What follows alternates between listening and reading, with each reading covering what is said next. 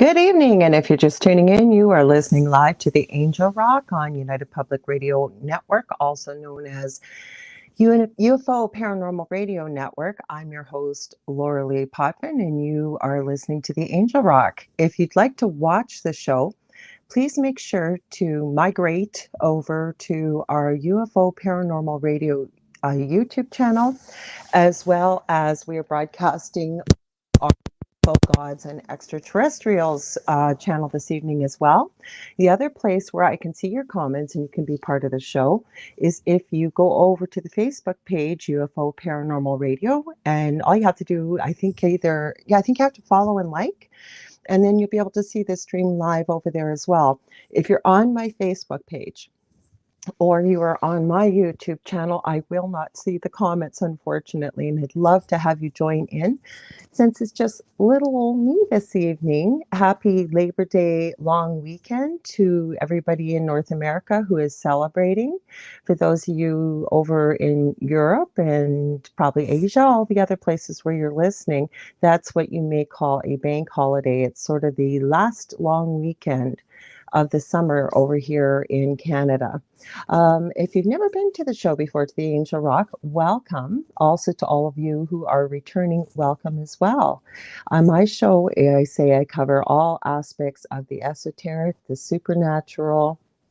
I teach you the power of the mind, the power of positivity, and even some of the more darker subjects that we talk about. We always have a positive spin. I like to do some truth seeking as well. A little bit of everything for everybody, really. About myself, I'm a Canadian clairvoyant medium. I'm a crystal Reiki. My mouth is not working this evening. Sorry, guys.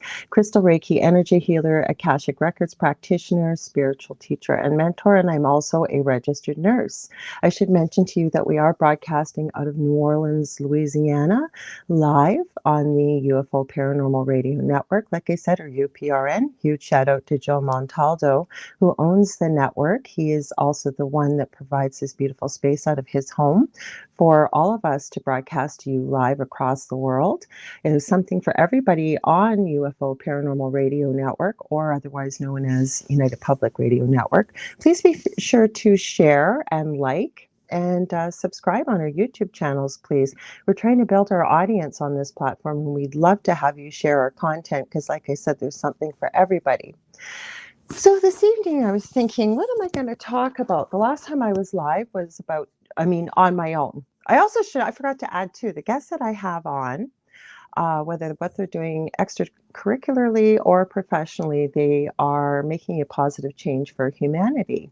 And the last time I was on my lonesome here was August 15th, which happened to be my 57th birthday. I said we had a spooky party online, and we were talking about various paranormal entities. And I shared a little bit about our own story because I guess I would classify myself as a light worker collectively, sort of the buzz term of the day for people who work in the line of, I guess, aspects that I do. But I'm also very well versed in the paranormal, not by choice. I always say the paranormal found us. I didn't find the paranormal. It found me and my family. If you're new, I talk about this often, but we've shared our story on the Travel Channel's Paranormal Survivor Season 4, Episode 9, called Demonic Hauntings. So I'm fairly comfortable talking about most of these topics, but we had somebody come on. I'm so sorry. I can't remember your name, but you happened to join us right at the end of the broadcast in the middle of August, and you brought up, what about giants? And I thought, yes. What about giants and cryptids and other entities that are unknown but strange? And I promised you that the next time I was on by myself that we would talk about these. And so I started doing some research today. And one of the stories I'm going to start off with, hang on one sec while I grab a drink of coffee. There is a gentleman that was a Green Beret in the United States Army, I believe. Please correct me if I'm wrong. I'm not super familiar with all the special forces that are in the United States Army. Again, I'm a Canadian and I live in Canada. So I have many friends that are in the US, so I do my best to do my research. But as the story goes, this gentleman, we'll call him John Doe. because they all signed NDAs in this particular sect of the Green Berets, as I understand as the story goes. But they were over in Afghanistan. I believe it was 2006, if memory serves me right. And the Green Berets were sent out to go and find this missing troop of soldiers that had gone out, and they hadn't heard anything from them. They hadn't been able to find them. So they were dropped off at their last coordinates, which happened to be in this very mountainous, isolated area that had a lot of caves. So as the story was told, they were sort of, traipsing around looking for any sign of anything. And all they could find, they said, as the story was shared by the channel that I was reading this, or, not reading, listening to, because I have heard this story before and I found it utterly fascinating.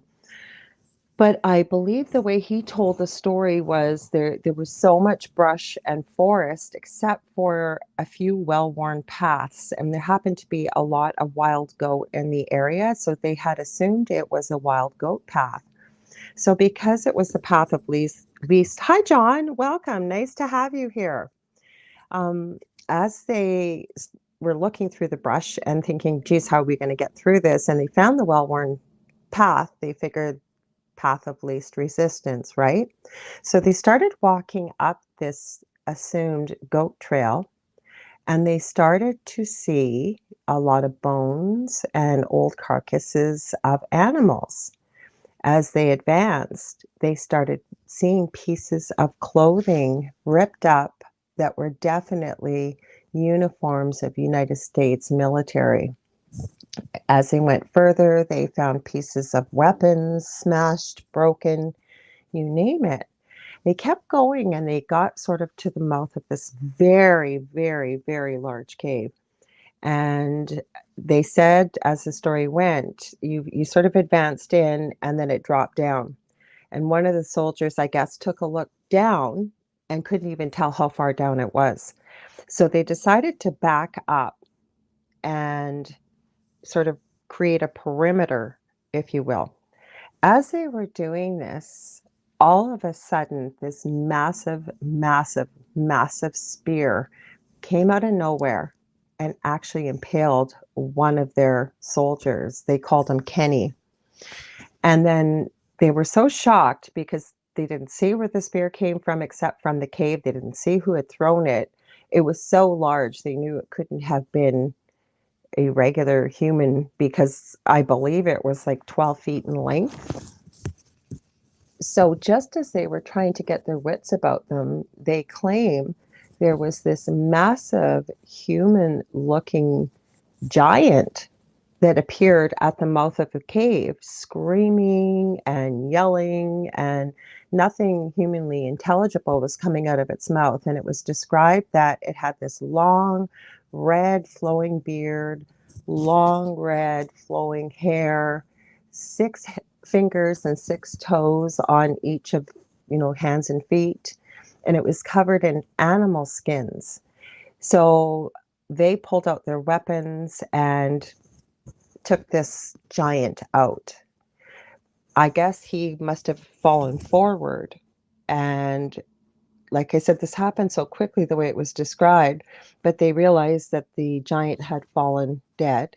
But they went to check on their comrade, Kenny, who also had passed. So they radioed into headquarters to try and explain what they had found. 2 giant helicopters showed up to rescue all of the leftover soldiers as well as to take the remains of Kenny. But with the second helicopter, they said they had a heck of a time getting this massive, massive giant into the cargo nets and to have it carried off. So I guess they flew back to their bases and they knew they were going to be debriefed. They were going to have to sit down with the heads of the military in their encampment in Afghanistan and explain exactly what had happened. They also found out that this giant weighed over 1,100 pounds. So they wrote a report, each one of them, put them all together and submitted them to the heads of the military that were there. And it was sent back to them and said, you need to rewrite this. this isn't going to be accepted. So I'm not quite sure what kind of story they concocted, but the giant had basically, it was implied that the giant had to be removed from the story. So they all had to sign NDAs, non-disclosure agreements. They were told never to speak of this again. It was deemed top secret, and they never found out what happened to the giant. The body was removed. There was no follow-up. There was nothing that came with this. And I guess one of these gentlemen finally said he had been out of the military for a long time. He felt terribly that his friend had passed away, never mind that the family never found out what actually had happened to their loved one. And he started going out there and telling the story. And he didn't give away his identity, but he's always told the same story.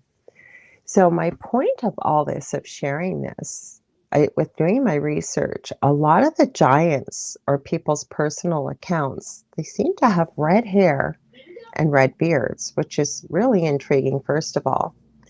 But I'm going to back up a little bit, because from the research I've done over the years, what they claim giants have descended from are the Nephilim. Now, I'm going to get to the Nephilim in just one second, but I have this theory that when something like giants and fairies and vampires and werewolves and you name it, we were told these stories as little kids, whether it was fairy tales or, watching scary movies, or if you've ever watched any sort of film, TV show, eventually you're going to run across some kind of storyline involving one of these entities and many more. And I always believe that if something has existed this many years, still, whether it's the figment of the imagination, so we've been told, whether they're imaginary, whether they're not real, whatever it may be, there has to be some version of truth to it. Because as we know, centuries ago, we didn't have computers, we didn't even have paper and pen. People would sit around the fire and tell stories of old, say you were in a clan or a tribe or whatever it was, you learned your history. So to me, there has to be some figment of truth to this. That's just my thoughts.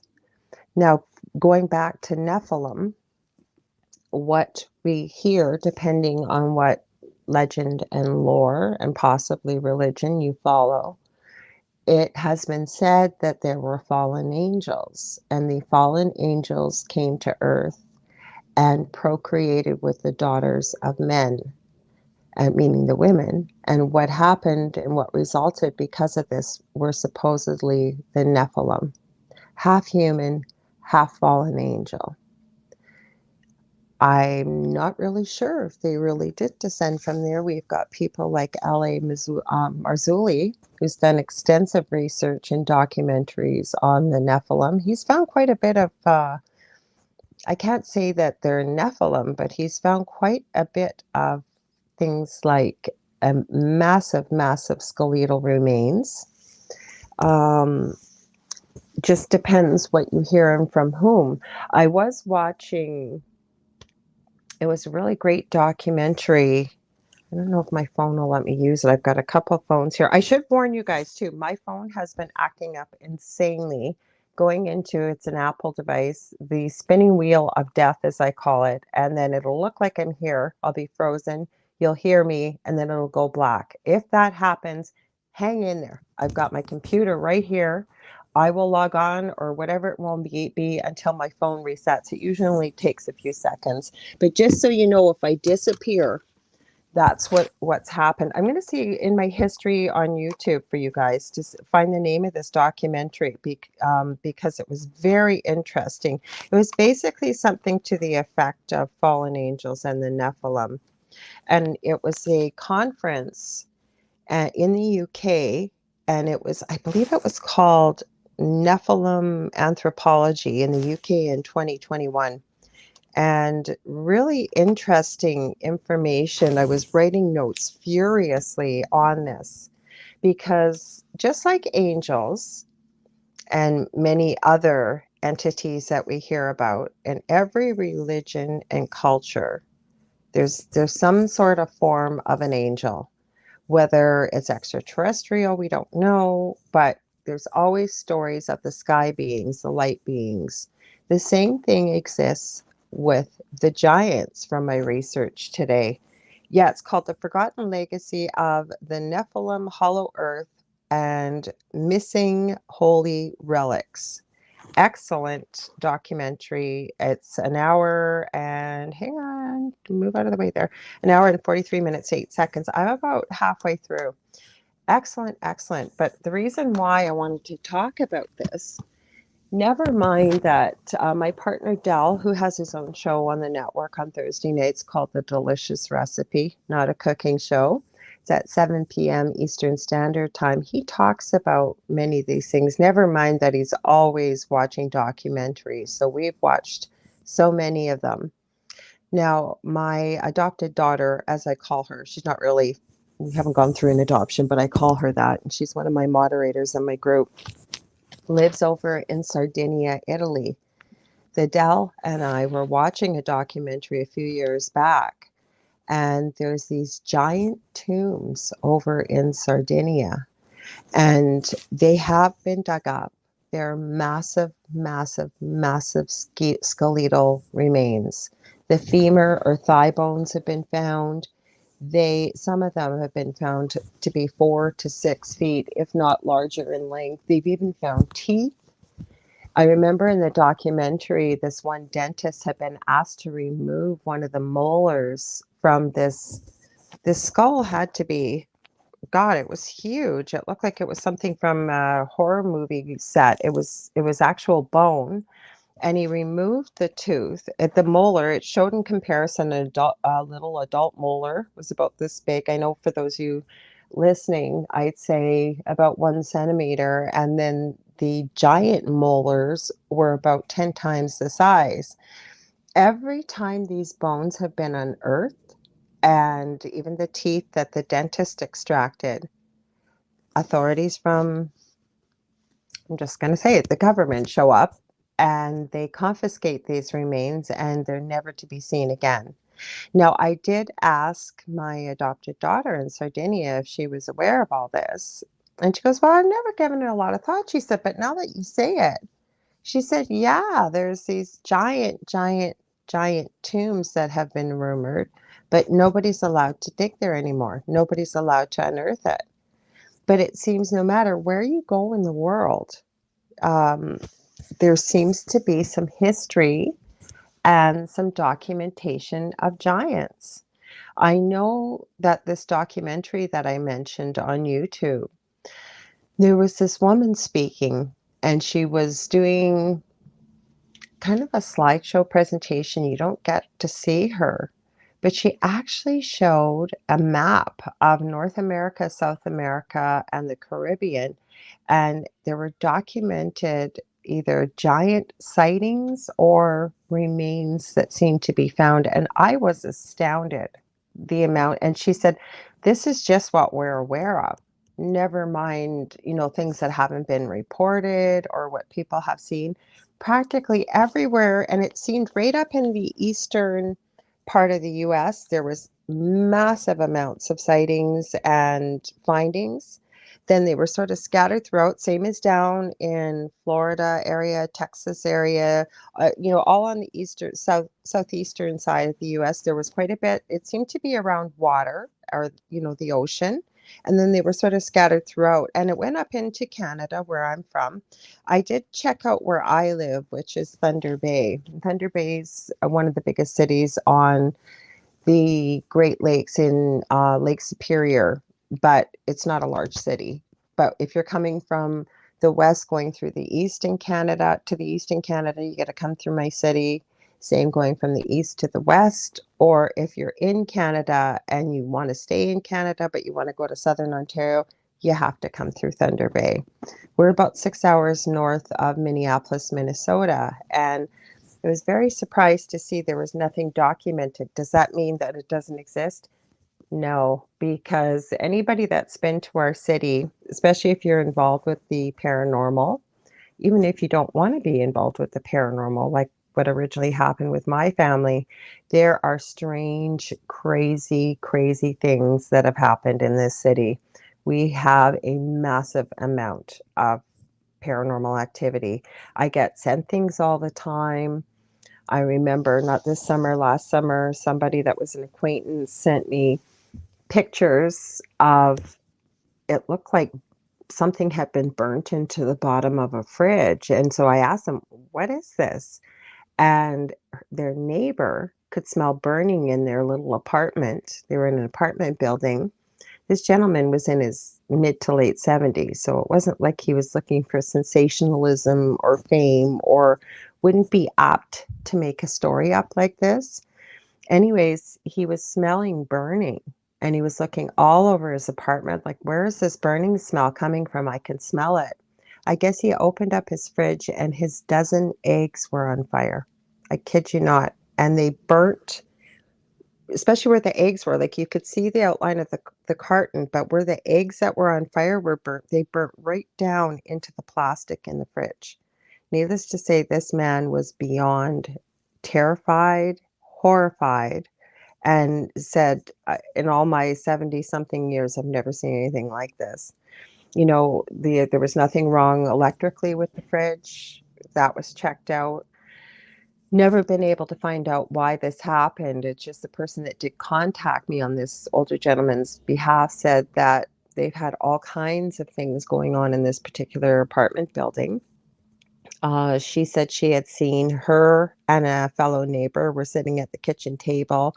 They watched a lighter levitate through the air. There's been all kinds of things. And if you think about it, like, thank goodness this happened, those eggs that lit on fire in the middle of the daytime. Because had it been at night and you'd been sleeping, you wouldn't even be aware of it. So he was very lucky that he found it. To this day, we still don't know why or how or what. We've got lots of UFO stuff going on. It's not just in Thunder Bay, too, because Thunder Bay is surrounded by many small communities and a lot of First Nations or Indigenous people in smaller communities. And seems they're no different. They have quite a bit of activity, too. I can't believe the amount of people I've run into that have shared their stories on different paranormal shows from northwestern Ontario, which is where we're located. Hang on one sec. If you're listening and you've got some stories or you've got some questions or some comments, I would love to have you join in the conversation. So if you're just joining, you're listening live to the Angel Rock. I'm your host, Lorilei Potvin. And we're broadcasting to you from New Orleans, Louisiana.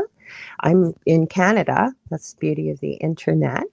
And if I can't see the questions or comments, if you post them on my Facebook profile or my YouTube channel, but if you want to watch the show and join in the conversation, please feel free to head over to the Facebook page, UFO Paranormal Radio, or you can join in on the YouTube channel, same name, UFO Paranormal Radio, or you can join our second channel, which is UFO Gods and Extraterrestrials. And I'd love to have you join. Like I said, John joined us. I don't know if he's still here, but he said hi, and I appreciate that. So going back to the documentary I mentioned, The Forgotten Legacy of Nephilim, Hollow Earth, and Missing Holy, I think it says deities. Sorry, guys, I don't have my glasses. Relics. Sorry, relics. I made some notes. I got to put my glasses on. The joys of being over 50. Okay. So there's some interesting characters that came up in the beginning of this documentary. There's somebody by the name of Percy Fawcett. So this was well over 100 years ago. He almost sounded like an Indiana Jones, you know, from those movies. He would travel all over and he was looking for, I guess, evidence of a, you know, once upon a time civilization or hidden civilizations that people didn't know about. And there were quite a few things, like, I guess he had these pictures in this documentary, checking them out. And some of the pictures were just incredible. He did, I guess what had happened was, I don't know if he never made it back, because it sounds like he was over in the Amazon and was taking pictures, but this camera that these pictures have come from in the documentary apparently was just recently discovered. So he's got pictures of I remember from the documentary. It looks like a pet dinosaur. I kid you not. It's about maybe a meter and a half high, and it looks like it's tied up around its tail and around its neck, unless it's an unknown species. It had pictures of these little tiny humanoid looking creatures. Now, I tend to go with what the documentary suggested. Were they real or could they be basically decorative? And I tended to think they were more decorative. When I first looked at them, I went, holy cow, are those like little people or what are they? And then when I saw it more closely, I think somebody had made them by hand. But there's a picture of supposedly one of the inhabitants of this place. And you know what it reminded me of was Bigfoot. He was really large. He had a bunch of foliage on his head. He was crouched down in, looks like a bunch of bushes and flowers, but it was his eyes that really got me. First of all, his nose was very broad. I'd say it took up almost a third of his face towards, just above his lips. But his eyes, and even though the picture wasn't color, you could tell his eyes were very light colored because the iris almost looked like it was glowing in the left eye, but the right eye looked different. The right eye looked like the iris was bigger and slightly darker. Like they didn't look like matching eyes. But the other thing was you could tell he was covered in hair. Like his, right under his eyes and a bit of his cheeks didn't have hair, nor did his entire forehead. But he had very pronounced eyebrow bridge, and you could see the hair going all down the body from the parts that you could see while he was crouched down. So it was more questions than answers with these pictures. A lot of people were trying to say they were photoshopped, that these weren't real pictures. But there's one picture of, it looks like something built out of stone, like something you'd almost see from the story. It reminded me of the Arabian Nights, like the palace or something.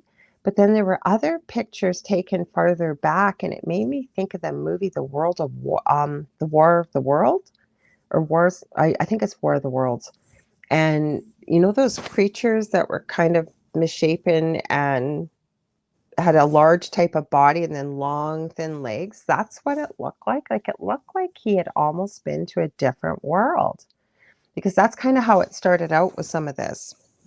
Then it was talking about, they believe, because I watched a couple different videos, by the way, so I'm kind of melding them together because they support one another.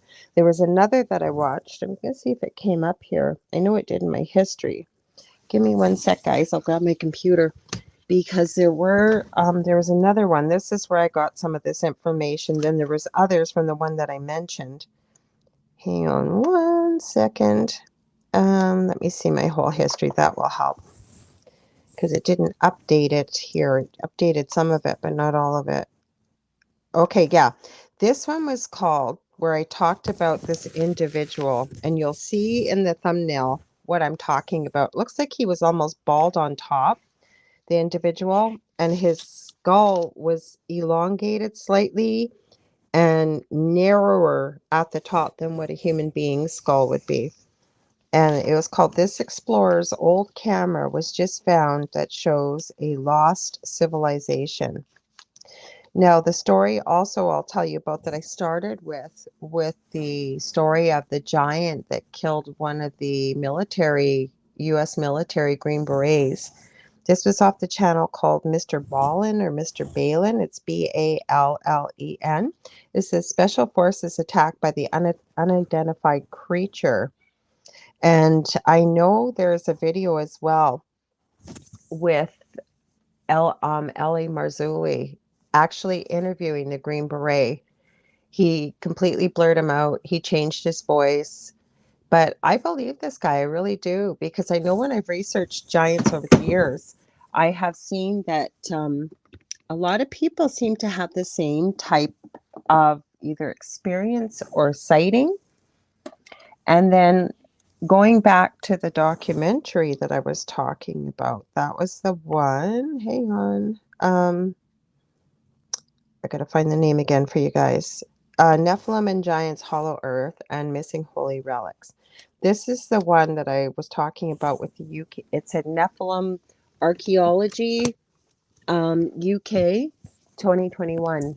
It says right below on the screen. It was taken from a conference, it looked like. But some of the information, because I don't think we know everything. I don't. Um, do I believe that maybe giants once roamed the earth? Possibly.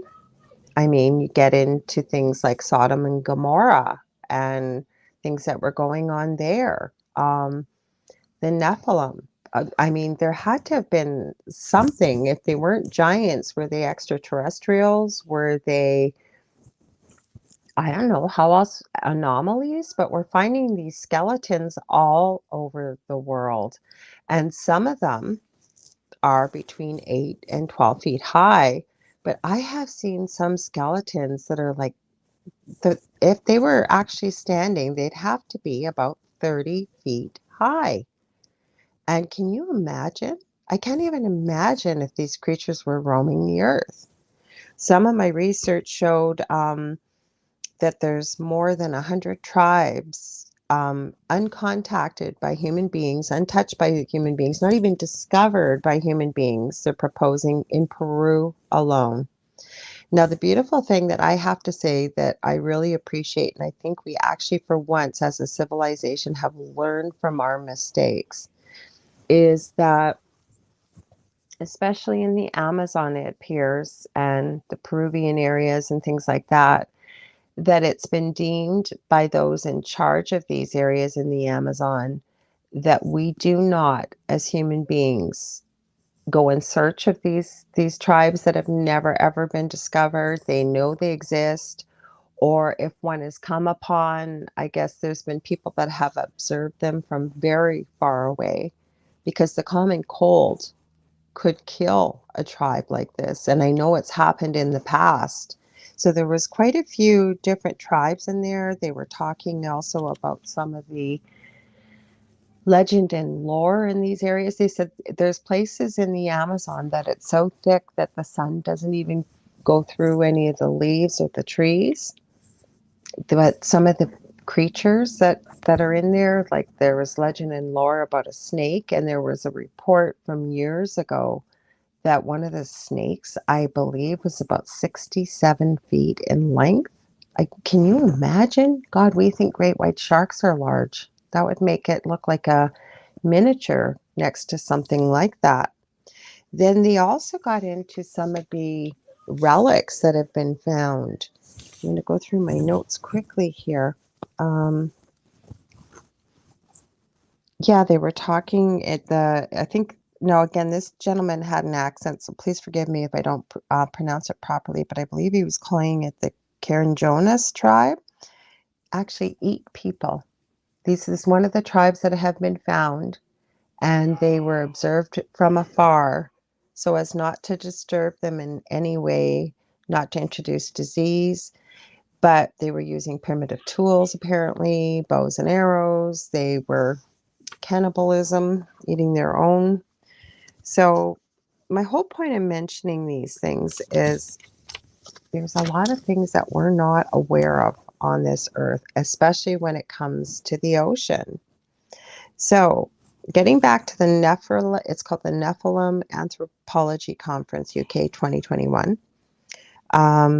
It says the Nephilim were in the earth, and they were quoting Genesis 6:4 in the King James Bible, because they were talking about, that was the one about the hollow earth, because there's a lot of things they were trying to, I guess, maybe make the point that they believe the earth is hollow. And there's a lot of interesting information in here. So again, I mentioned very briefly a few minutes ago the artifacts. They said some of them showed ET contact. Some of them have been found and verified to be true relics from centuries ago. One of them that was really intriguing was some of the relics that they found showed human beings alive during the dinosaur age. So the person that was showing this said that would mean that human beings have been around for 400 million plus years, and we weren't believed to have been alive that long. Um, Now, this was really interesting. I'm going to bring this part up. The green people. I'm not sure if anybody out there has heard of the green people. I had never heard of this. I'd kind of heard this story, but kind of not. So there's a legend in England about St. Martin's Land. It said in the 12th century, two children, a boy and a girl, were found, I guess, out in a field or a meadow, and they were completely green. They couldn't eat human food. I believe the girl existed on roots and plants. The little boy died of starvation, but the little girl did survive. And apparently, she learned how to speak English. So she was interviewed and was asked, "Where do you come from?" Or she was also would speak of about our sun, that where I come from, we don't have a sun like this. So when she was interviewed, like I said, she was asked, "Well, where do you come from?" She said, "I come from deep below the ground, and it's called St. Martin's Land. And it's basically the inner earth." And I thought, wow, wow. Well, I wonder why we don't hear about this, because while they were going through some of the story, they were also showing pictures of these highly, highly, highly evolved, beautiful, actually, cave and tunnel structures all beneath the ground. And the gentleman that was speaking belonged to some type of exploration group. And he said, "We've only been allowed to go to a few of the levels. We're not allowed to go any deeper." And why is that? How deep does it go? What's underneath there that we're not allowed to see, right? Is the earth hollow? Is it really? I mean, when you get into truth seeking, there apparently is underground transportation that can go from one side of the US to the other in like half an hour. I know I have seen video, and I've seen many, many pictures of underground cities. Apparently have Starbucks, have all kinds of things underneath there. That's almost a different show, though, with that kind of information.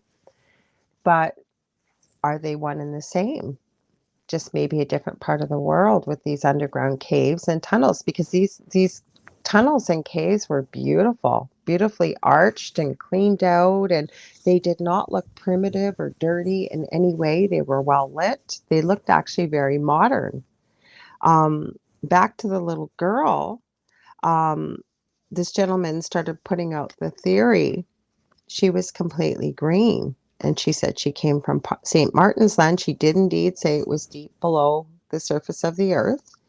Then they started talking about some of the history of green, you know, whether it's Osiris, which is originally pictured to be green, and he's the god of the underworld. Is he really a god of the underworld? Maybe was he a giant?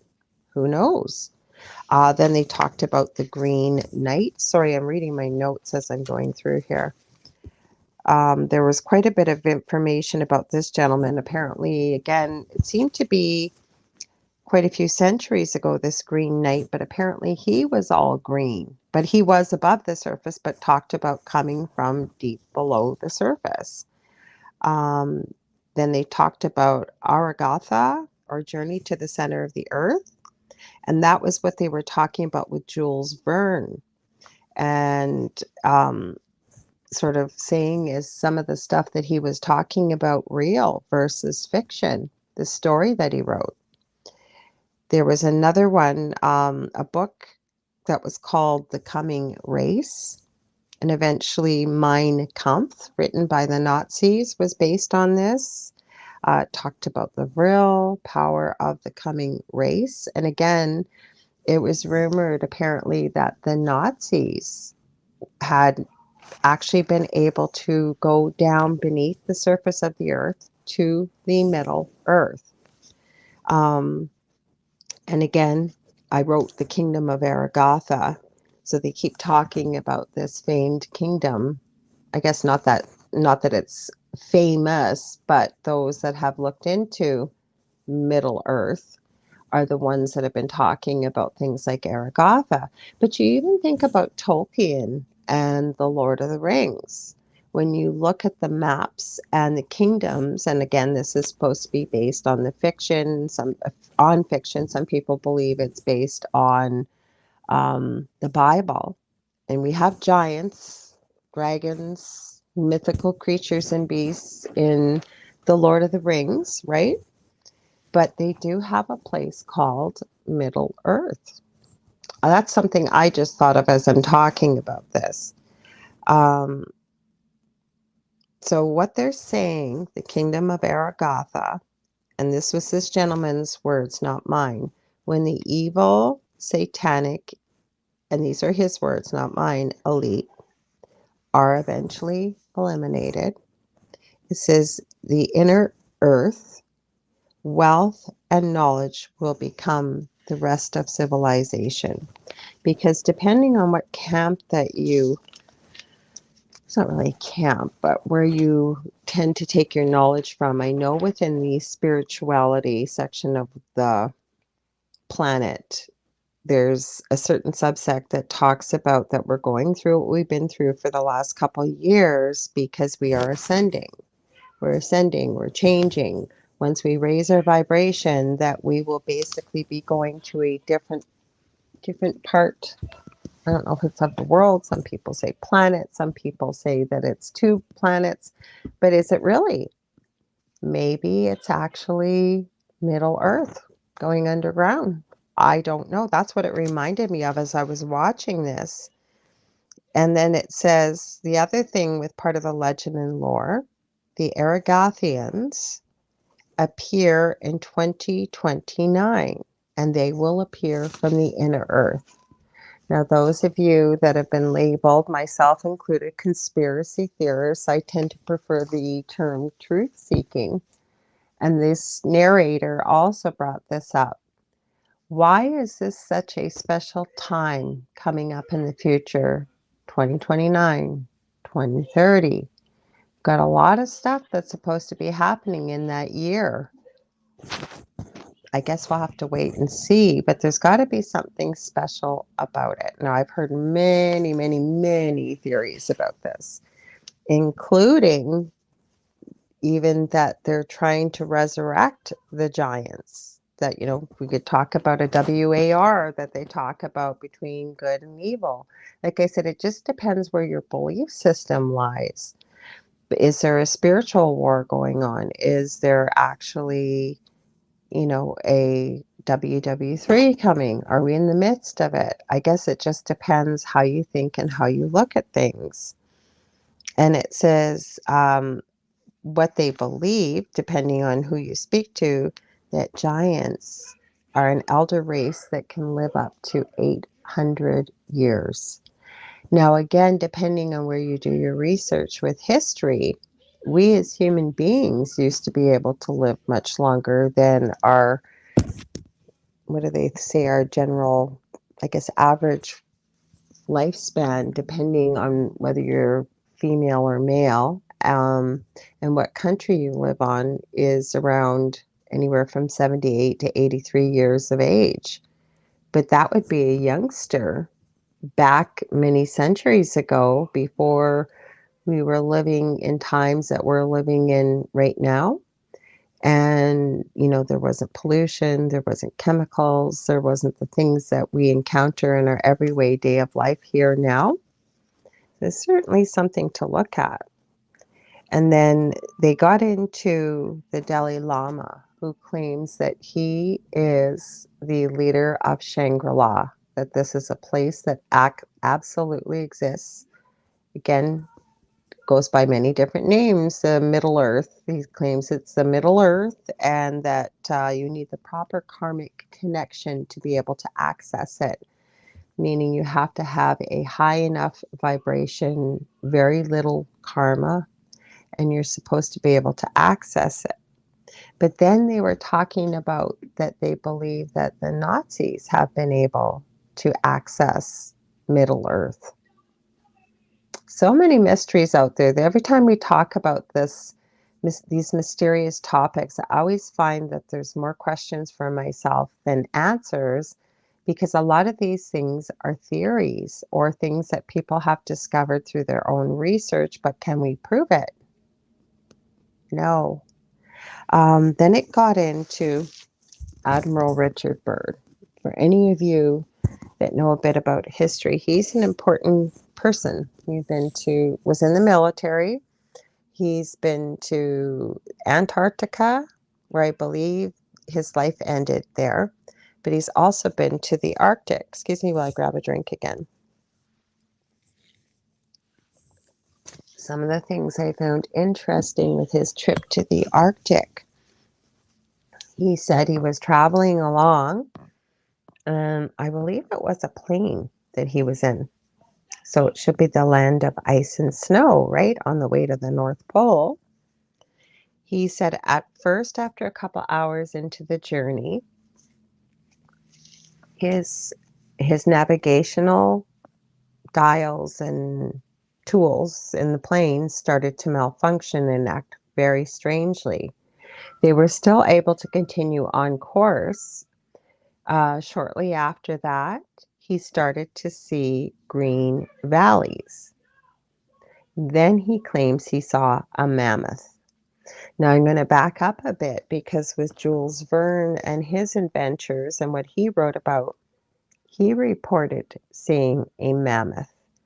For those listening, I'm sure most people know, but if you've never heard of a mammoth, a mammoth is an exceptionally large, giant elephant that apparently existed only in the days of the dinosaur, completely covered in all this shaggy, long hair.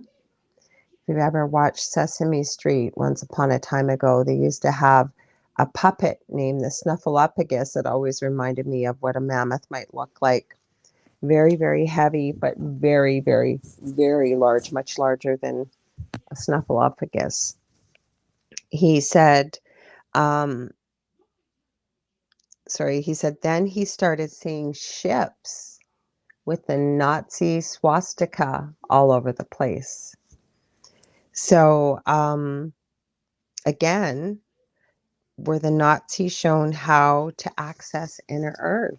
And is this where the giants are? There was another lady that had done quite a bit of research. I didn't take notes. I was watching it about an hour or so before we came on here. And she's found quite a bit of evidence of giants over in not Cancun, sorry. It's sort of the upper parts of South America. And she was talking about, from her research, that it's a matriarchal society, that they love caves, they love water, they love all kinds of things like that. Now, the main thing is, what are your thoughts? Do you guys think there's giants out there? Do you think we'll see giants again? Do you think that they've disappeared? Like, why do we have, and that's not the only story of a giant out there. My questions have been, because when I've looked at them with people with red hair, with the beards, with these massive, massive, massive beings, they've got 6 toes, they've got 6 fingers. Where did they come from? Where did they come from? And why are people sharing these experiences from around the world, yet they seem very similar, yet they're not in the same place, and yet the beings they're running into are very similar in appearance and size, anatomy, and why are we not seeing them? But then again, like I say, it might have seemed a little bit roundabout and discombobulated as I'm talking. It seems where people are having these experiences are in places that are not very well populated, are very difficult to get to, and it appears that these so-called giants prefer to stay secluded. But then it got me thinking, when we talk about Sasquatch or the Yeti or Bigfoot, they're exceptionally large. They're not quite as humanoid looking as what people's experiences who claim to have had an experience with a giant are, but they are bipedal. And my question has always been about Bigfoot or Sasquatch or whatever, we'll just call it Bigfoot for discussion. Are they interdimensional? I think they must be, because how else, like, we've never found a body. But then again, have we found a body, but we just haven't heard about it? To me, that somebody would have found a body, somebody. But I know there's a YouTube channel out there that's quite popular called How to Hunt. And he has people that write in about Bigfoot encounters and experiences. And I can't tell you how many stories he's written or he's read that he claims people have sent to him. He's also Canadian, by the way. I think he lives in British Columbia. And he says there's been so many people that have reported shooting a Bigfoot and then calling for help, whether it's with a police force or what have you. And the body's always removed. But where does the body go? Why do we not find out about it? And to me, somebody's going to talk about it if there's a body. I mean, it's just like this experience in Afghanistan with this giant. And even though they signed non-disclosure agreements, even though this was deemed top secret, somebody's talking about it. It's the same thing, it seems, no matter you look at UFOs, with aliens, with ETs, somebody's talking about it, whether or not it's meant to be top secret. So my whole point is, are many of these cryptids and entities and things like giants, are they interdimensional? Are they able to move back and forth? Are giants able to access the so-called Middle Earth? Is that where they go? Because are giants Nephilim? Like, what are they? Where did they come from? Why did they exist? I mean, it doesn't matter what kind of movie or TV show, if it's fictional and you start talking about things, and where I'm going with this is things like Harry Potter. They've got giants in there. I mean, Hagrid was supposed to, one of the main characters, Rubius Hagrid, the caretaker at Hogwarts, was supposed to be half human and half giant. Then he found a half sibling, because when the war was coming in Harry Potter, they sent, I guess, Professor Dumbledore sent Hagrid to go parley, as he called it, with the giant. So the giant still existed in this story. And he ended up finding his half brother, Grop, if you're a follower of Harry Potter, and he was trying to teach him how to be civilized. But my point is, this stuff exists. It doesn't matter what language, what culture, the same thing as angels. But where did they come from? Like, did they truly come from fallen angels, you know, procreating with human beings? And then it got me thinking today with 2029 that the beings so-called that are in Middle Earth are supposed to come up to the surface in 2029. What's going to come in the surface? And if it's supposed to be positive and high vibrational energetic beings, meaning all love and light and what have you, what would be the purpose of them coming to the surface? I have so many questions, but my mind works like that all the time. I wonder. I always wonder. Plus, it seems like people that have found these things or see them, that information disappears just as quickly as it appears. So I don't know, like, you figure there's a lot of people that live in Afghanistan, and I understand it is nowhere near like the civilization that we live in, say, here in North America or in a bigger city or what have you. But somebody has to be talking about this stuff. And why are we not hearing about it? And then you can get really conspiratorial and think, what side are they on? Because I'm going to go back to Harry Potter, because When you look at Harry Potter and you start digging and you really start to analyze, have I spent hours analyzing? No. But I've done a lot of research and looked, just over the years with paranormal stuff and looking, and all of a sudden you realize you'll see a name and you'll think, hey, I think I read that in the Harry Potter series. And you look, and sure enough, yeah, she based a lot of her stuff off of, I found, legend and lore or myth or whatever it may be. She's sort of taken bits and pieces from all over and crafted this incredible story around it. Or the other thing that we're seeing, I sent an article to some friends of mine today that was about the Catholic Church. And it's not a new story. I understand that, about training extra staff for supposedly possession, people that have been possessed by very negative or demonic entities, and they're seeing an increase with this. I'd love to know, if you're listening out there, if you're, or you hear this on the replay or you're watching, what's been your experience, especially if you're involved with the paranormal field. I still watch quite a bit of paranormal stuff. I'm always learning. I like to learn about a variety of different topics. I think I'll be a lifelong learner till the day I die. But I've been watching this show, Paranormal Nightmare, and I like it. It's on YouTube. It's three brothers from Ohio, and they've been going to some pretty active, crazy, intense places. And excuse me for wiggling around here. In case I didn't mention it, guys, I do have a bad back, so I got to move. Otherwise, I'll lock up on you. And the only thing that will be working is my mouth. um, so they tend to go to some really, really, really active places with some pretty nasty entities. And I guess what I like about it is they sort of pull together and don't go in with a preconceived notion. I like that they treat whatever is in the places that they go to with respect until they realize or really, really know what they're dealing with. And they don't go in there just because somebody's reported that this is what this is and this is what happened to me.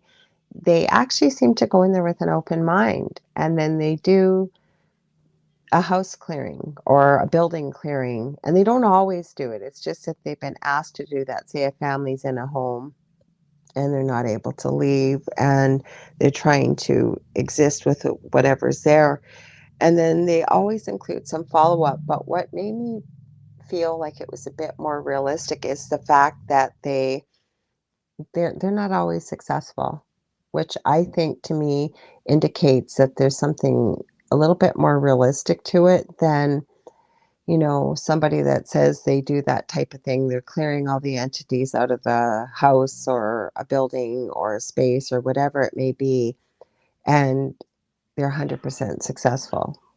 No, you're never 100% successful. I've never seen that anyway. So sometimes it just doesn't work. Um, so I've been watching things like that. The other thing that's really been fascinating me that we seem to be seeing more and more of and hearing about are dogmen. I don't know about all of you out there. What's your experiences with that? Have you seen something like this? Have you experienced it? Have you heard about it? And then when you start going through history and you start looking way, way, way back, centuries ago, that there are reports of civilizations that have lived here on Earth, bipedal or standing on 2 feet type entities that look very much like dog people, dogmen, dog head, dog tail, but like I said, standing up on all 2 legs. And the stuff that I had come across, these entities, I don't want to call them entities, I'll say beings. These beings spoke in a language very much akin to what you would think a dog might speak if a dog was able to speak, a lot of yips and yaps and growls and whines, and they seem to be able to communicate that way. Now, again, is this a lost civilization, kind of like what we're seeing with giants? Because to me, I don't know, you can't convince me that giants didn't exist, because where are these bones coming from? And again, they're not made up. There's too many of them from all over the world that we're seeing. And then it almost seems like there's different species because some of them have very elongated skulls. Again, the 6 fingers, 6 toes. I'm going to go back to that again. So if we look at the legend of the Nephilim, that they came from the fallen angels who procreated with the daughters of men. That's what it was. I think I screwed it up the first time I said it. Daughters of men. Human beings usually, I mean, unless you've got an anomaly, have 5 fingers, which means on each hand, so 10 fingers and 10 toes. Yet we start seeing these reports of 6 fingers on each hand, so 12 fingers and 12 toes. Why the extra digit? What does that come from? And then I haven't seen too many other reports, but this red hair seems to be very prevalent in the sightings and experiences that people claim to have with giants nowadays, say over the past 100 years. Why red hair? Where is that coming from? What's causing that? And then you get into Joe Montaldo, who started UPRN and is the owner of the network. He also has some great shows on Wednesday nights. He does UFO Undercover. Then he's got a show on Friday nights, The Centralist, about politics and things like that. It's a discussion panel. Saturdays, he does the Gray Zone Uncensored with Michelle DeRoche, another fantastic host on our network here. So he does a lot of that, as well as he's one of the founders of the International Center for Alien Research. And I know he's been doing at least a 2-year decade study of those that have Rh negative blood, as well as say they have green eyes or red hair, even that as well, because apparently none of these attributes existed in the human genome when you do a DNA profile before about 70,000 years ago. So again, we get the red hair. So did giants come from possibly extraterrestrial? Where did they come from? Then I know if, again, depending on what camp you're coming from, there are those that believe that human beings descended from, ET and primate mixtures. So, and I know I've spoken with people and with the research with the Anunnaki that they were abnormally large, like would be considered giants. Then never mind the skeletons that we're unearthing, not myself, but archaeologists and so what. Even regular people have found them depending on where they live in the world, and then they're digging them up. And it's if they report it to the authorities, these skeletons get unearthed and then they go missing. But where are these coming from? Like, how did the pyramids get built? That was another thing that came up in this giant documentary, was just recently with the advent of the scientific equipment that we have that can survey areas that we couldn't get to before. Again, in the Amazon, places that are so thick that the light can't even penetrate through to the ground, that they just found a pyramid in the Amazon. And there's pyramids all over the world. My good friend Augie Nost, who does Broadcast Team Alpha with my other good friend Nori Love. And hopefully I'll be having him on in, probably it's going to be November. We'll see, maybe October. But he has 3 videos I share with quite a few people. One of them is called Strange Things Found on the Moon, Unusual Things on Mars, and as well as Unusual Things on Earth. Now, that's not the exact name. I forget what the name of it is, but you can look it up under Broadcast Team Alpha. And some of the things are incredible. And he will tell you exactly where he's gotten the picture from. Even the things on the moon, the longitude, latitude, where he got the picture, whether it's been verified or how it's come to be in his possession. And there's pyramids that have been photographed on Mars and on the moon. So where did those come from? Right? And then we look at our buildings and pyramids and like the Sphinx and what have you in Egypt. There's no way that man had the technology, according to the history that we've been made aware of, made known, that they could have possibly built these structures. So who built them? Who built them? How did they build them? Was it giants? I don't know. I really don't know. I think what worries me a little bit is where, if people are having experiences with giants and they still exist, let's hope we don't have some nefarious individual that was able to collect some DNA and decide to recreate giants and in massive numbers.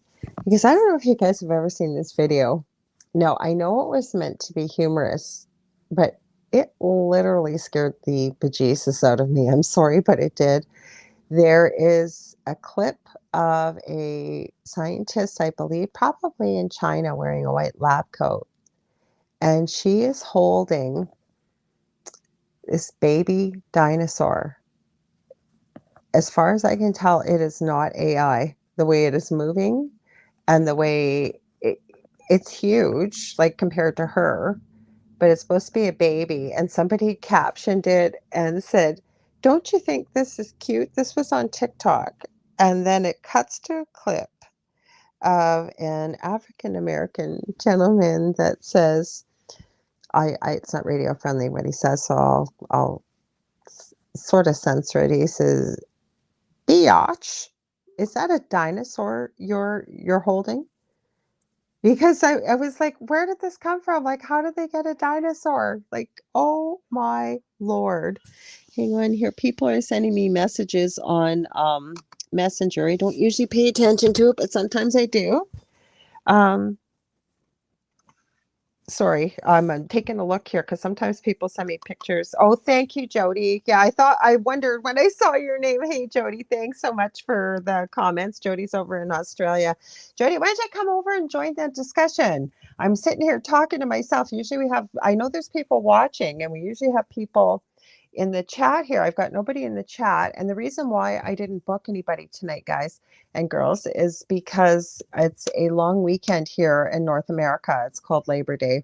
And I started the show that way. But in case you tuned in late, I will also warn you, my phone has been absolutely insane today. I have an Apple phone and it keeps going into what's called the spinning wheel of death. So if I freeze, you can still hear me and then all of a sudden it stops. Please don't go anywhere. It just means my phone has decided to restart itself. I have my laptop right here and I can sign into StreamYard. So I can definitely do that and I will be back. We're here till about, it's now Eastern Standard Time, almost 7:15. So I'll be here till about 7:50, 7:55 this evening. So anyways, I didn't book a guest for the long weekend here. It's the last one of the summer. First of all, a lot of people are still trying to, because school, I know here in Canada, in most of the provinces starts, I believe, tomorrow. And I know in the US that in many of the states it's already started, but here in Canada, traditionally it starts after the Labor Day weekend. So a lot of people probably trying to enjoy the last of their summer holidays. And I guess I could have booked a guest, but I had promised too. People were asking to talk about this kind of stuff. So we are. And I'm even happy, you guys, if you're able and wanting to join me, if you are on my Facebook profile, if you guys are on my YouTube channel, I can't see your comments. You guys always leave me great comments on there. And I usually go after the show and try and answer if there's a question or something like that. But if you'd like to, and you want to see what you're saying, please come over to the UFO Paranormal Radio YouTube channel, UFO Gods and Extraterrestrials. Those two channels, we have 3 channels on YouTube. The other one is International Public Radio as well. But we're streaming on 2 of our 3 YouTube channels. Or come over to UFO Paranormal Radio, the page on Facebook, because I'll be able to see your comments there or questions. Because I'm even happy to do some free 1-question readings from Spirit. Whatever you guys want to do for the next 45 minutes.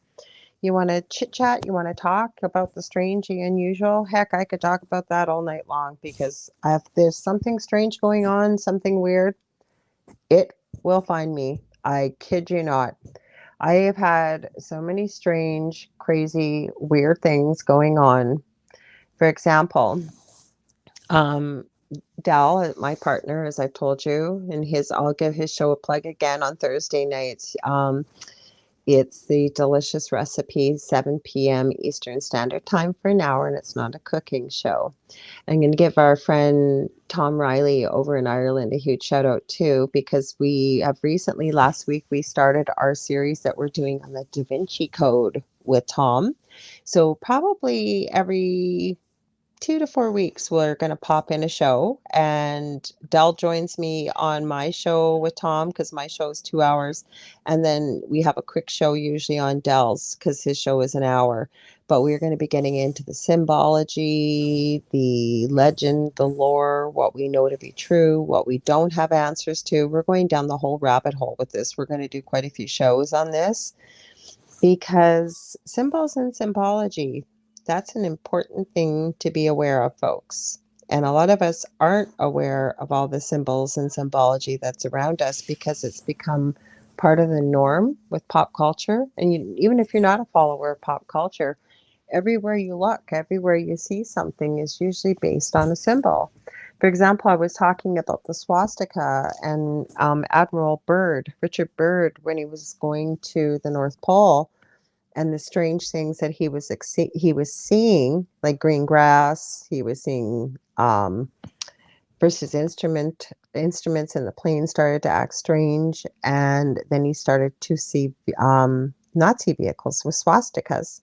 Believe it or not, the when you break down the swastika and you look into the history of the swastika or swastika, depending on how you want to say it, that is not a bad symbol. Now, it's been used by an organization that has made it into a bad symbol, meaning when we see that, that's what we associate it with. But when you look into the history of it, it is not a bad symbol. It's the same thing with the number 666. Not a bad number when you start getting into things like numerology and looking at it and looking. It's all a matter of your interpretation. I mean, 1111 in the spirituality lightworker field is a powerful, beautiful number. And I remember a couple of years ago, more than a couple, I had met somebody and they were talking about how evil and awful the numbers 1111 were. And I said, what? I just inside my head, because I thought, where is this person coming from? So I went and did some research. Sure enough, there's information depending on your belief system. They're horrible, evil numbers. So I think it's all about perspective and how we look at things and how we approach things. And one of my things, I think spirit must have given it to me, is that what we perceive becomes what we believe, and it becomes our reality. So people that look at certain things and believe they're evil, I guess they're evil. But then again, others who look at it with different eyes, same thing, but believe it's positive, it's positive. So it's all about perception, right? So what I would love to hear from people is, what do you think? What do you guys think? Do you guys think there's giants out there? Do you guys think there's other beings and entities that we are not aware of? I mean, what about ETs and UFOs? I mean, look at all the different civilizations supposedly that exist. I believe they do, plus many that we're not aware of. There's so much, I think, that as a civilization that we're not aware of.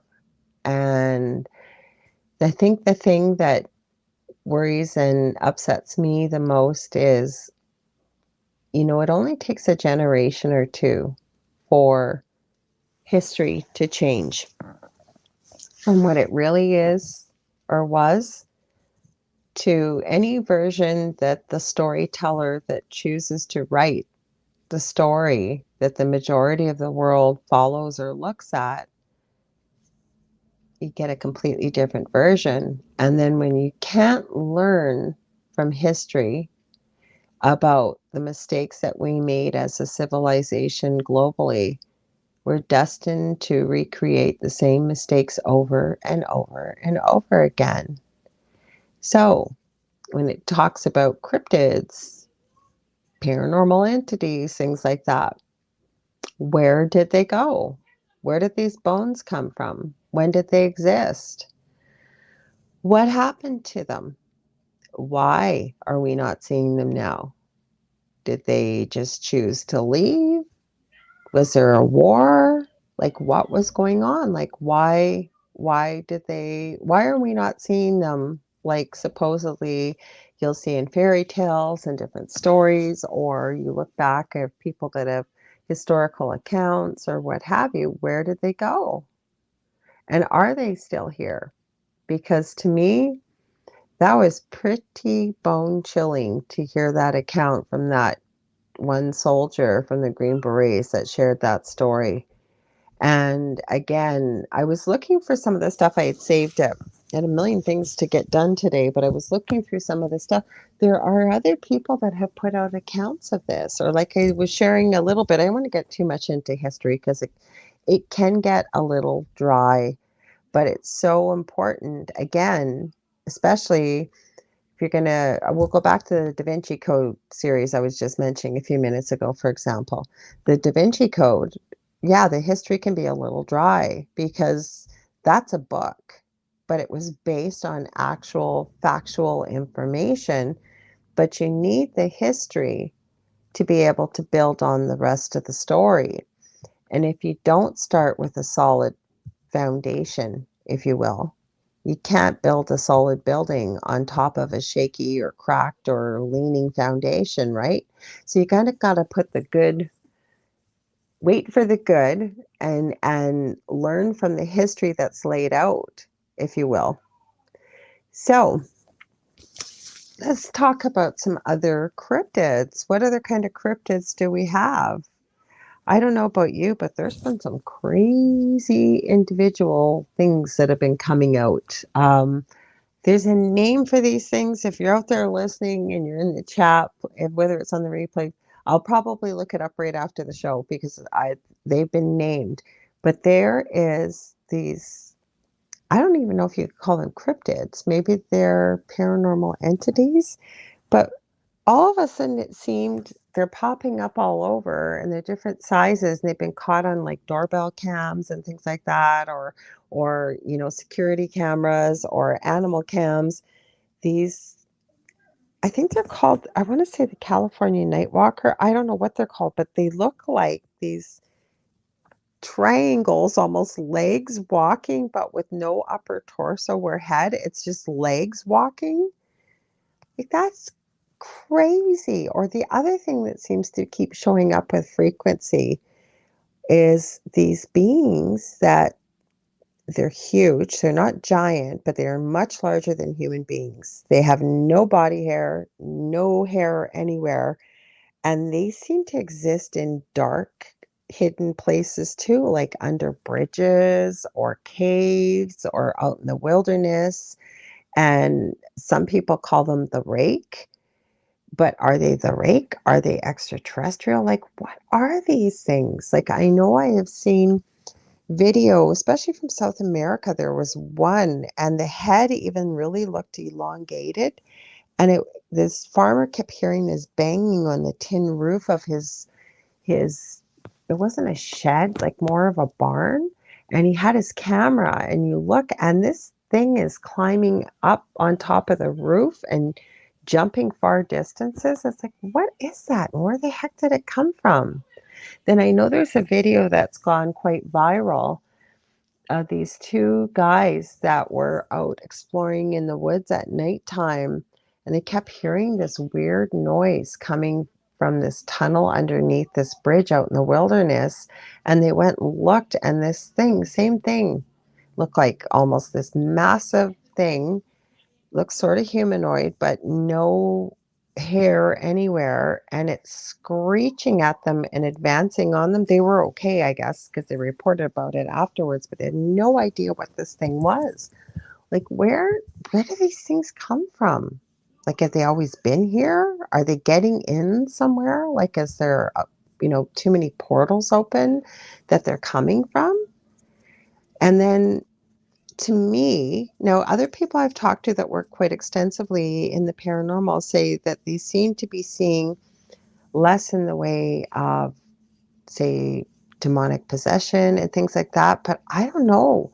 Like I've talked about this before a couple of weeks ago about the story of Jennifer Berari, Berari. You can look her up on YouTube and on TikTok. Hang on. Hi, Sean. Glad to have you here. Feel free if there's anything you want to talk about. We were talking about giants and cryptids, and I'm getting a bit into the paranormal. But if you were listening, I said I'd be happy to do some one-question readings from Spirit. I didn't even grab any decks at all. Not that I need one. I just find they're a little bit easier when we're doing one-question readings. But with Jennifer Berari, her and her wife, and they have an adopted daughter, bought the home of their dreams in the United States. And this house is just gorgeous, this property. I want to say it's in the New York area, but I'm not sure. I have never seen such insane paranormal activity. And these girls have live streamed. They've done all kinds of things. And she's not even convinced with some of the stuff if it is even paranormal. I think it is, because there's been a lot of EVPs captured on lives. There's been all kinds of stuff. The thing that worries me though is, like, I know they've been doing EVPs and stuff on live streams, but I worry about when we use tools like that and you haven't had somebody specifically showing you, say, how to protect yourself before and after you use something like that. But they have had things show up on camera. It's just insane. I'm getting goosebumps, and it's not even cold as I'm telling you. The noises, the things that show up, the things that have been happening to them, showing up on their security cameras. I mean, it is a crazy, crazy, crazy story. If you're looking for some insane paranormal activity, I'll tell you that's one story. The other one, I've been really, really worried about this guy and his family, actually. It's called Really Haunted, and it's on YouTube. And it's the story of this gentleman named Lee and his wife Stacy. They don't show their children on camera, which I have a great respect for, because obviously they are respecting the privacy of their kids. But I believe he and his wife Stacy went to Romania, and he was a little bit of a paranormal enthusiast, it sounds like, but I don't think he was ever truly convinced of the paranormal. And while visiting Romania, he took a piece of an old castle back home. Big problem right there. Anyways, he has had insane activity, insane, and he documents it. He puts it out there.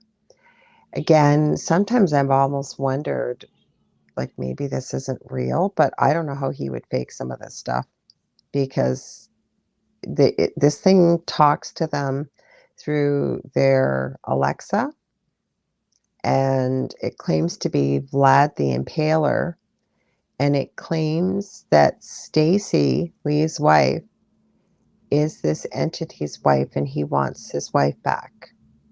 And he claims that his wife was Anastasia or Anastasia. Well, this woman's name is Stacy.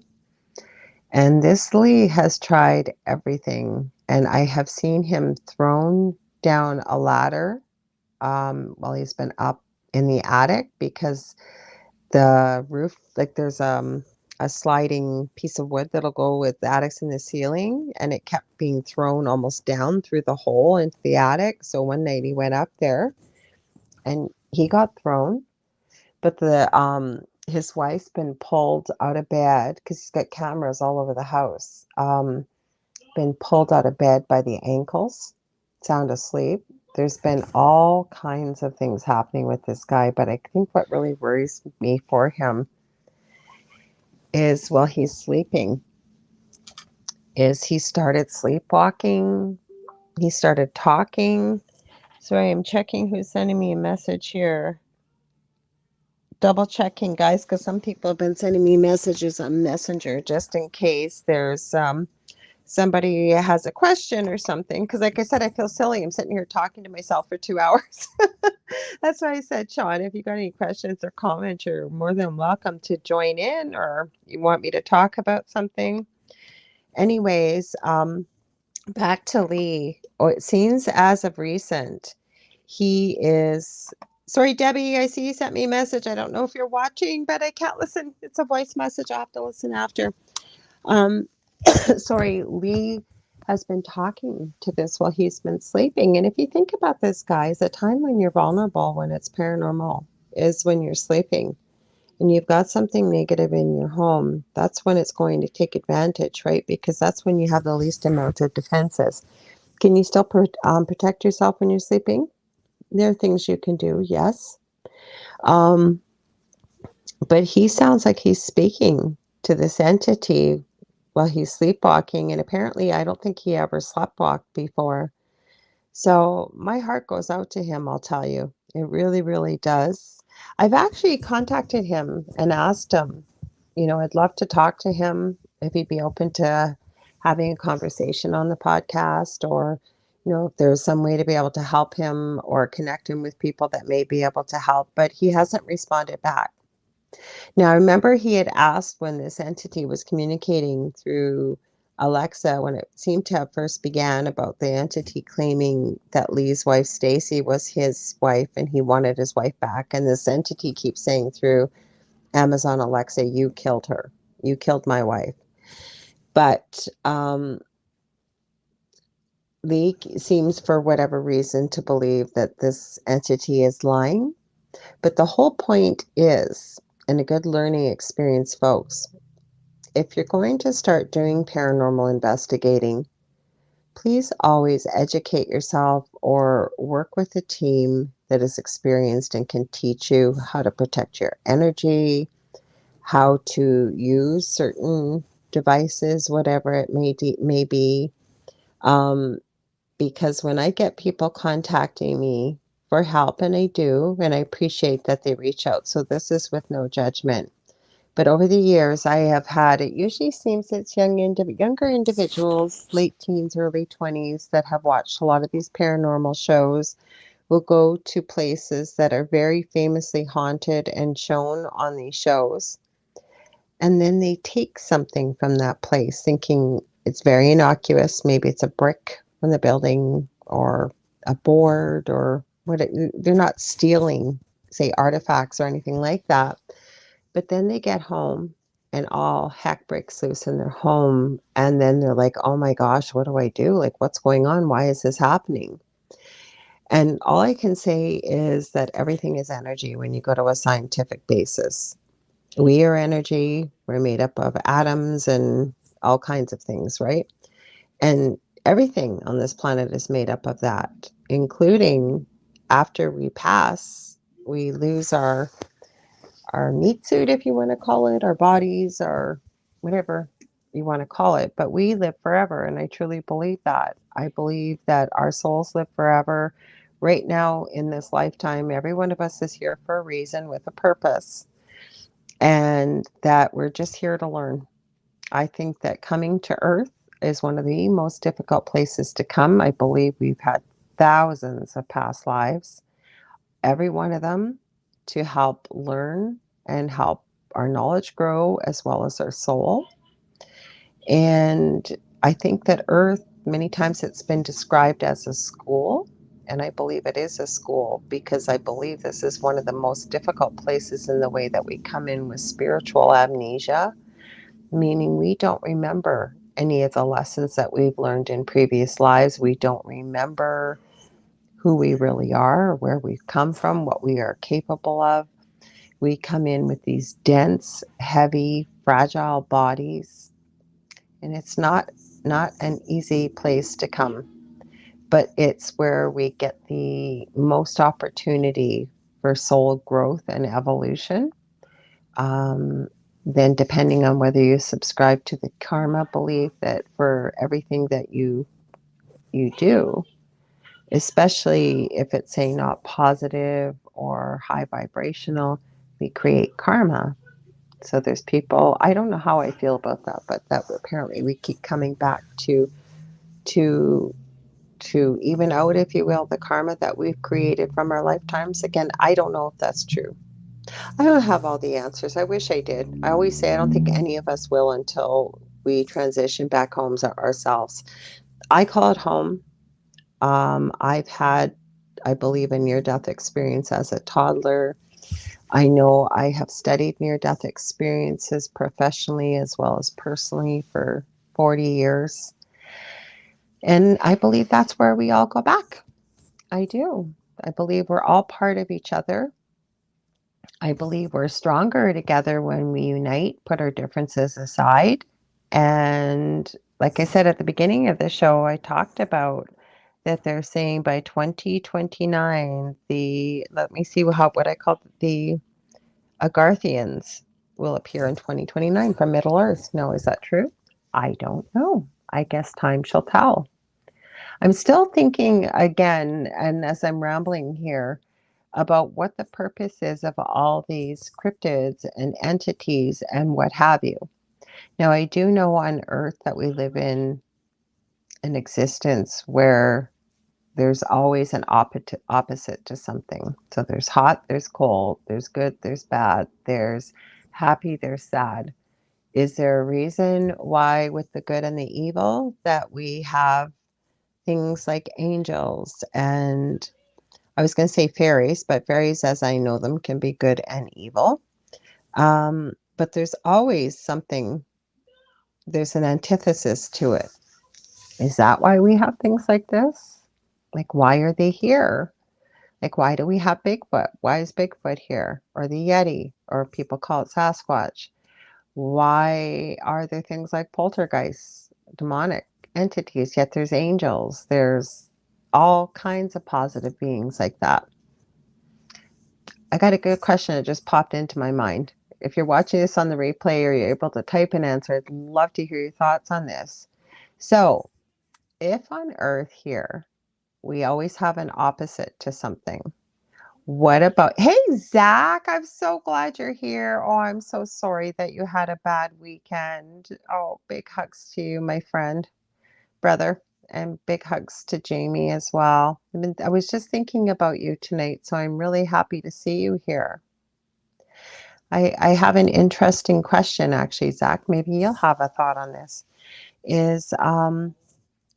I was saying that there's always an opposite to everything on Earth. So where there's good, there's bad. Where there's hot, there's cold. There's light, there's dark. Okay, so, and I was saying, with cryptids and things like that is maybe the opposite, and paranormal activity, angels and guides and positive beings like that. But what about extraterrestrials? Now, I realize they don't come from Earth, but say they are here or they're on this planet. Is there an opposite to them? That just popped into my head right now. Is there an opposite? And, the same thing thinking about oceans and things like that. Or we've got things like the Loch Ness monster supposedly. Is it Ogopogo I've heard of before? There's one in I want to say Netherlands. There's many of these water beings, but there's so much of the ocean and waterways we have not explored. So there could be all kinds of things beneath the surface of the oceans that we have no idea. I mean, we know there's some lost civilizations. What else is there out there? We have no idea, right? So I don't know. Is there an antithesis or an opposite to ET, or is that just human beings maybe? I don't know. It's crazy. And again, Zach, I'm really glad you're here again. I'm so sorry that you've had a bad weekend.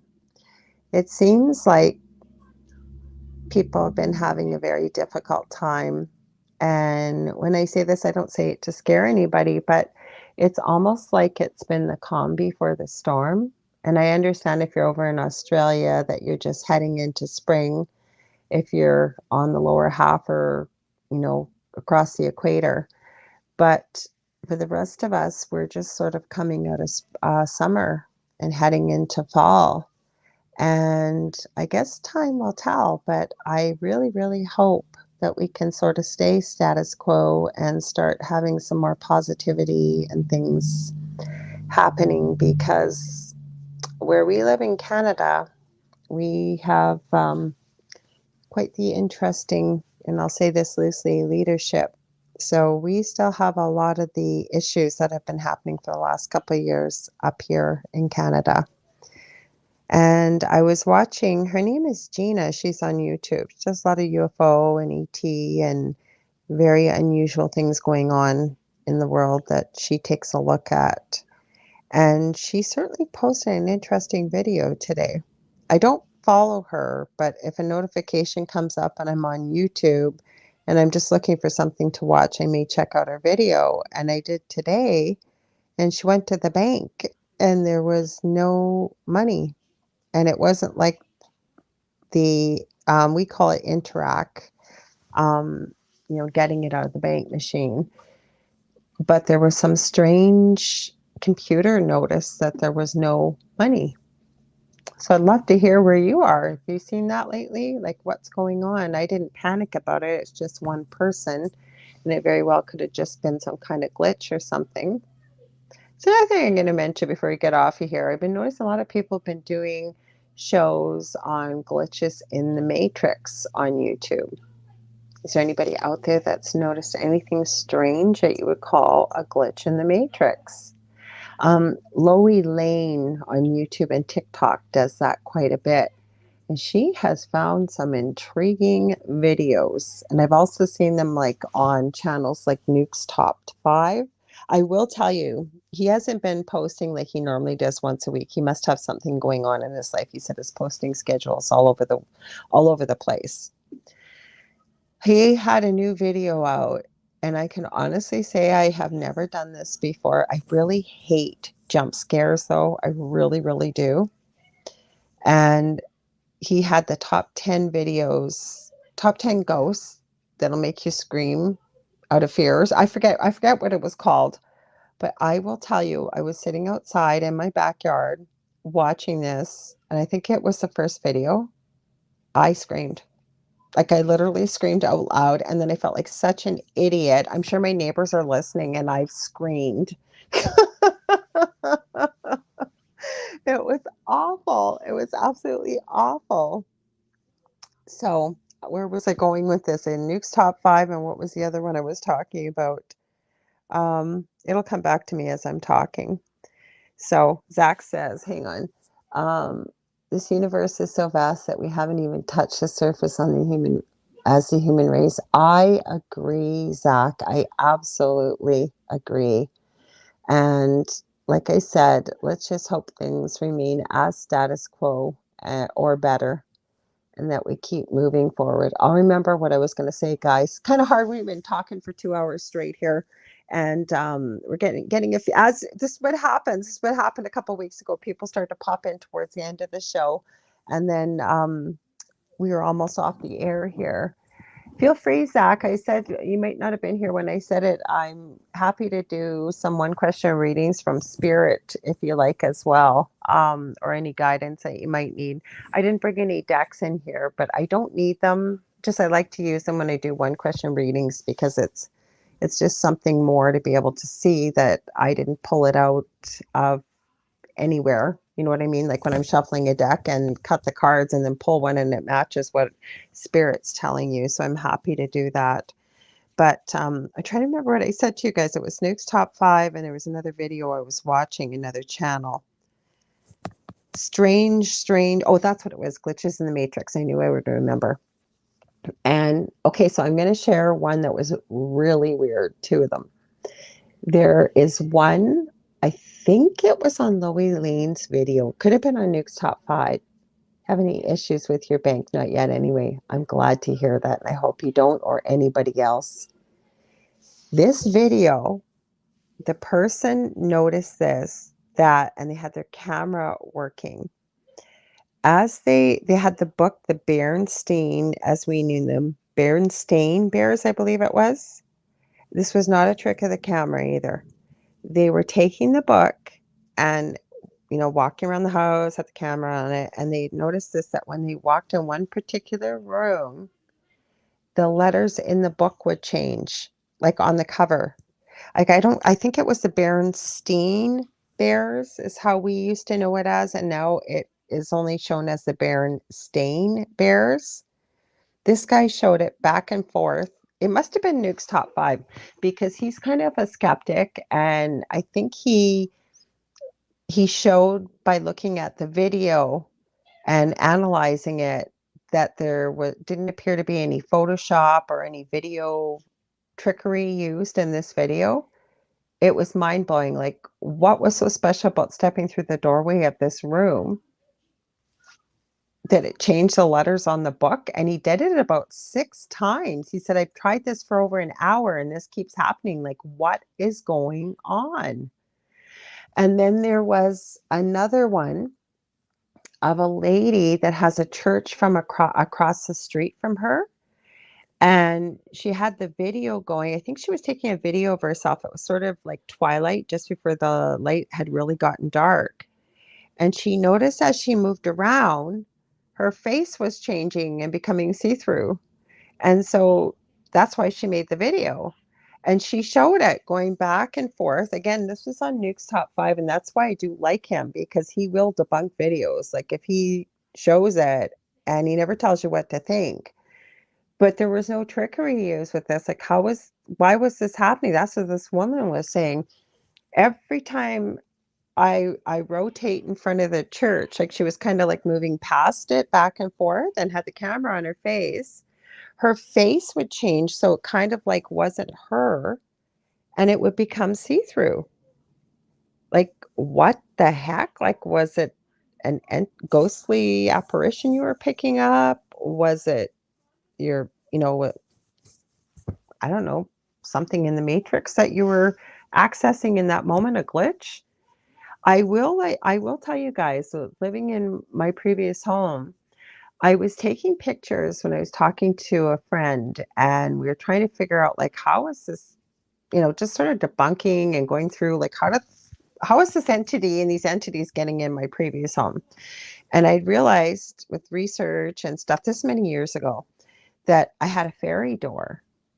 And it was just this cute little artistic piece of wood that was hanging on the wall. Like, was this like opening up something? Like, we're willing to entertain anything.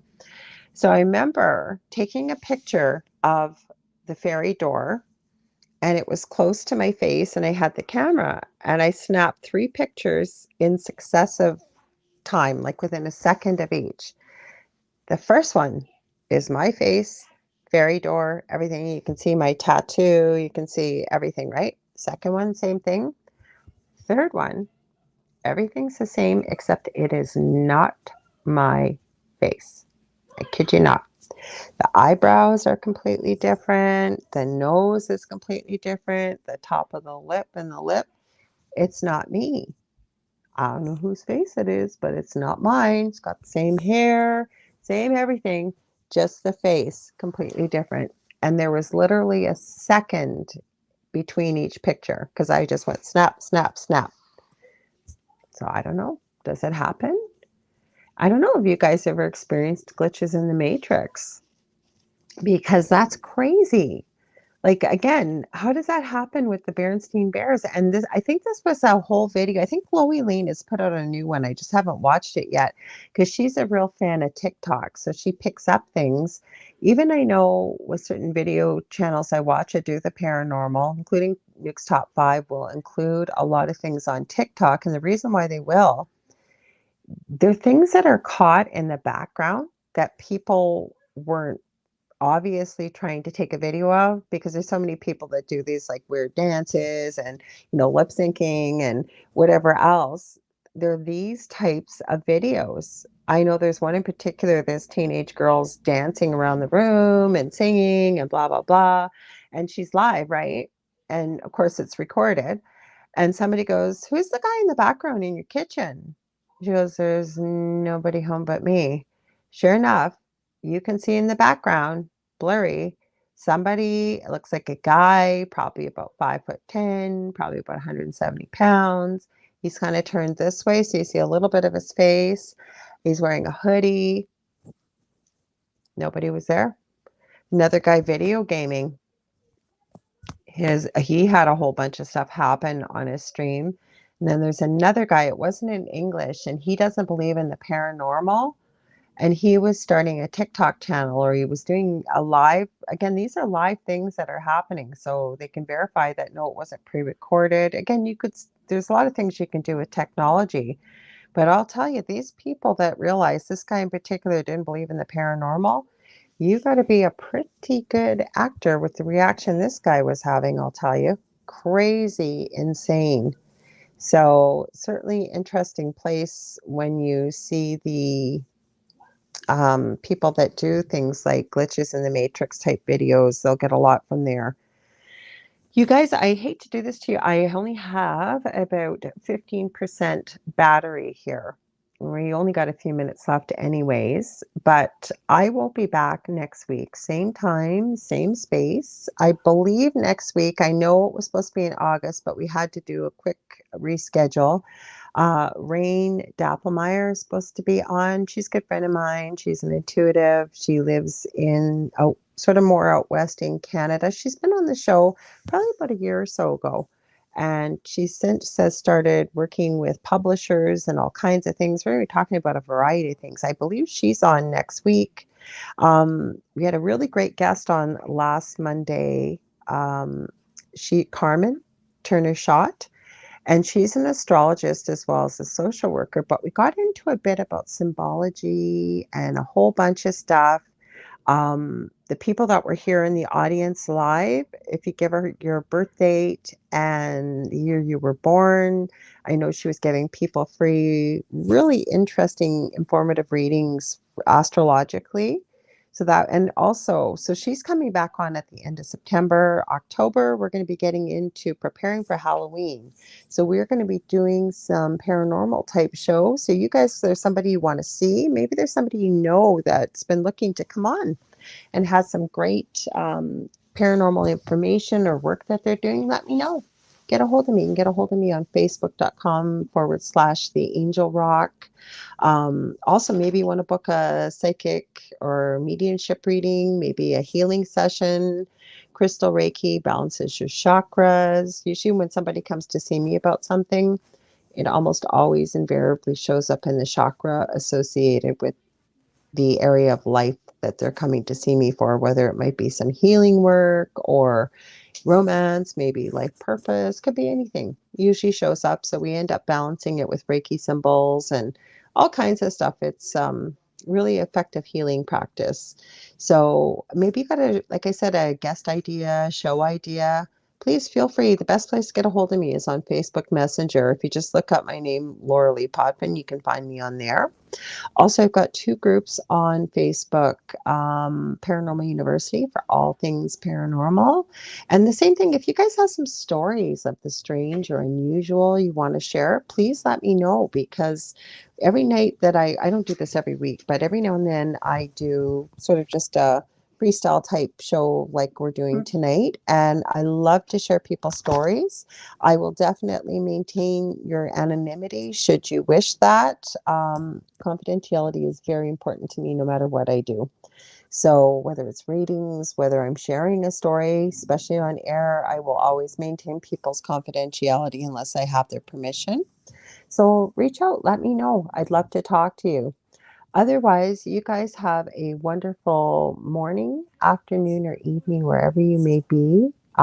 Remember that to share as well as get people to subscribe to YouTube. There's something for everybody on our network. And I will be back at the same time, 5 p.m. Central, 6 p.m. Eastern next Monday. I send you all so much love and light. Have a wonderful rest of your week, and I look forward to reconnecting live with you next Monday night again. Mwah.